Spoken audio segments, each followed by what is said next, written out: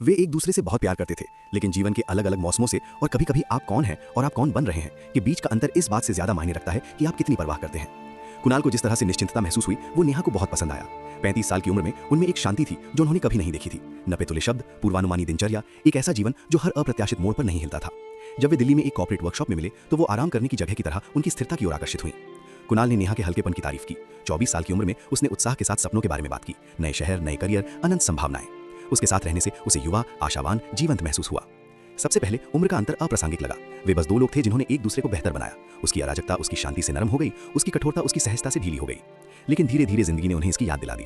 नेहा तलाश करना, यात्रा करना, जोखिम उठाना चाहती थी। वो हर चीज की शुरुआत में थी, उसका करियर, उसकी आत्मखोज, उसकी समझ कि वो जीवन से क्या चाहती थी। कुणाल ने परिचितता, दीर्घकालिक योजनाएं, शांत सप्ताहांत को प्राथमिकता दी। वो पहले ही खोजबीन कर चुका था। वो पंखों के लिए नहीं, जड़ों के लिए तैयार था। भविष्य के बारे में बातचीत असहज हो गई। नेहा ने विदेश जाने, करियर बदलने, यूरोप से बैकपैकिंग करने की बात कही।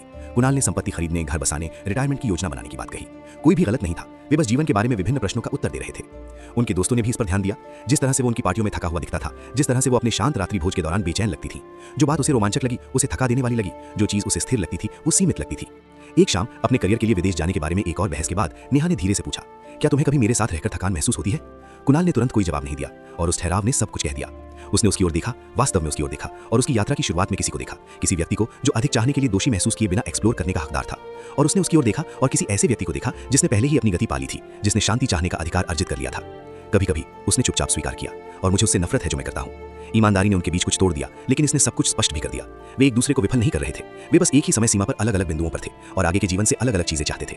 उनका ब्रेकअप गुस्से वाला नहीं था, ये ईमानदार था। उन्होंने आखिरी बार उसके अपार्टमेंट के बाहर खड़ी उसकी कार में एक दूसरे का हाथ थामा, कुछ दर्दनाक लेकिन सच को स्वीकारते हुए। केवल प्यार ही उन दोनों के बीच की दूरी को नहीं पाट सकता था जो वे बन रहे थे।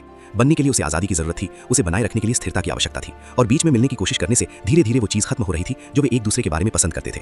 मुझे तुम पर कोई अफसोस नहीं है, नेहा ने फुसफुसा कर कहा। कुणाल ने उत्तर दिया, मुझे भी नहीं, लेकिन मुझे लगता है कि हमें अपने सीजन में लोगों को ढूंढने का मौका खुद को देना चाहिए। इसके बाद के महीनों में नेहा ने यात्राएं की, जॉबें बदली, अनिश्चितता में रही, और उन्हें यह आनंददायक लगा। उसने सीखा कि 24 साल की उम्र में उसे सब कुछ नहीं पता लगाना चाहिए था, और किसी ऐसे व्यक्ति के साथ रहना जिसने उसे महसूस किया कि वो लगातार पीछे भाग रही थी। कुणाल राहत और उदासी के साथ अपनी दिनचर्या में लौट आया। वो उसकी एनर्जी को मिस करता था, लेकिन ये मानता था कि बुनियादी रूप से भिन्न जीवन चरण में किसी के साथ तालमेल बैठाना उन दोनों के लिए थका देने वाला था। उन्होंने सीखा कि किसी कम उम्र के व्यक्ति के साथ डेटिंग करना सिर्फ उम्र के अंतर के बारे में नहीं था, ये आप कहाँ हैं और वे कहाँ जा रहे हैं के बीच के अंतर के बारे में था। वर्षों बाद वे एक दूसरे के अपडेट ऑनलाइन देखते, महाद्वीपों में उसके कारनामे, उसकी पारिवारिक तस्वीरें और व्यवस्थित जीवन। किसी को भी अफसोस नहीं हुआ। वे एक दूसरे से सच्चा प्यार करते थे, लेकिन वे इतनी ईमानदार भी थे कि जब उनकी समय सीमा इतनी तेजी से अलग हो जाती थी कि वे साथ नहीं चल सकते थे, तो उन्हें ये पहचान सके। उनकी कहानी एक याद दिलानी थी कि उम्र का अंतर सिर्फ संख्याएं नहीं है, वे अलग अलग अध्याय, अलग अलग प्राथमिकताएं, अलग अलग ऊर्जाएं हैं। और कभी कभी सबसे दयालु चीज जो आप कर सकते हैं वो ये है कि जब आप अपने सीजन में हैं तो किसी को उसके सीजन में जीने दें, भले ही इसका मतलब अलग अलग रास्तों पर चलना हो।